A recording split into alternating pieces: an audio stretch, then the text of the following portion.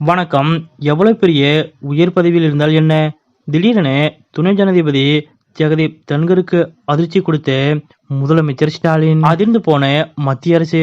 அப்படி முதலமைச்சர் மு.க.ஸ்டாலின் அவர்கள் என்ன செய்தார் என்பது பற்றிய முழு விவரத்தோட இப்ப நம்ம பார்க்கலாம். முதலமைச்சர் மு.க.ஸ்டாலின் அவர்கள் தலைமையிலான தமிழக அரசு சட்டசபையில் 2வது முறையாக நிறைவேற்றி அனுப்பிய 10 மசோதாக்களுக்கு ஆளுநர் ஆர்.என்.ரவி அவர்கள் ஒப்புதல் அளிக்காததால் அவற்றிற்கு அரசியல் சாசனத்தின் 142வது பிரிவை பயன்படுத்தி உச்சநீதிமன்றம் ஒப்புதல் அளித்தது. மேலும் மசோதாக்களுக்கு ஒப்புதல் அளிக்கும் விவகாரத்தில் கவர்னருக்கு காலக்கெடு நிர்ணயித்த உச்சநீதிமன்ற நீதிபதிகள் ஆளுநரால் அனுப்பி வைக்கப்படும் மசோதாக்கள் மீது முடிவெடுக்க குடியரசுத் தலைவருக்கும் காலக்கெடு நிர்ணயித்தனர். மசோதாக்களை கிடப்பில் போடும் ஆளுநர்களுக்கும் மத்திய அரசிற்கும் கடிவாளம் போடும் வகையிலான இந்த தீர்ப்பு வரலாற்று சிறப்புமிக்கதாக கருதப்படுகிறது. அந்த வகையில் இந்த தீர்ப்பை எதிர்க்கட்சிகளாலும் மாநிலங்கள் கொண்டாடி வருகின்றன.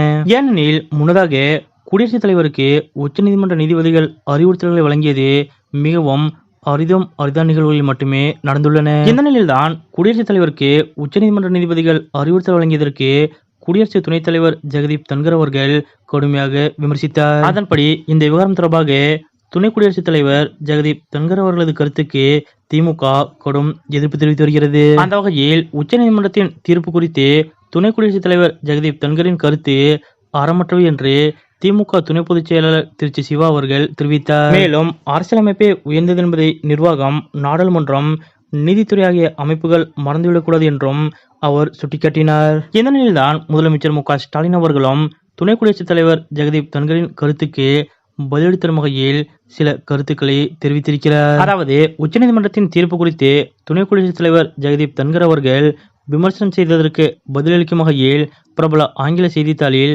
தலையங்கம் வந்திருந்தது. இதை பாராட்டி பத்திரிகையாளர் ராஜ்தீப் தர்சாய் அவர்கள் கருத்துக்களை கூறியிருந்தார். இதை ரீட்வீட் செய்திருந்த முதலமைச்சர் மு.க.ஸ்டாலின் அவர்கள் அதில் துணை குடியரசுத் தலைவர் ஜெகதீப் தன்கரின் கருத்திற்கு பதிலடி தரும் வகையில் சில கருத்துக்களையும் பதிவிட்டிருந்தார். அதன்படி முதலமைச்சர் மு.க.ஸ்டாலின் அவர்கள் கூறுகையில், நம் நாடு அரசியலமைப்பை ஏற்றுக்கொண்டு 75 ஆண்டுகளுக்கும் மேலாகிவிட்டது என்றும் எதிர்க்கட்சிகளாலும் மாநில அரசுகளை குறைமதிப்பிற்கு உட்படுத்தவும் வலதுசாரி கதைகளை பொது விவாதத்தில் புகுத்தவும் ஆளுநர்கள், துணை குடியரசுத் தலைவர் மற்றும் குடியரசுத் தலைவர் உள்ளிட்ட அரசியலமைப்பு அலுவலகங்கள் அரசியல்மயமாக்கப்படுவது அதிகரித்துவிட்டது என்றும், ஒரு ஜனநாயகத்தில் அரசாங்கங்கள் மக்களால் தேர்ந்தெடுக்கப்பட்ட பிரதிநிதிகளால் நடத்தப்பட வேண்டும் என்றும் சம்பிரதாயபூர்வமாக நியமிக்கப்படுபவர்களால் அல்ல என்றும் முதலமைச்சர் மு.க.ஸ்டாலின் அவர்கள் குறிப்பிட்டுள்ளார். மேலும் யாரும் எவ்வளவு உயர்ந்தவர்களாக இருந்தாலும் சட்டத்திற்கு மேலே இருக்க முடியாது என்றும், இதையே நமது மாண்புமிகு உச்சநீதிமன்றமும் சுட்டிக்காட்டியிருக்கிறது என்றும்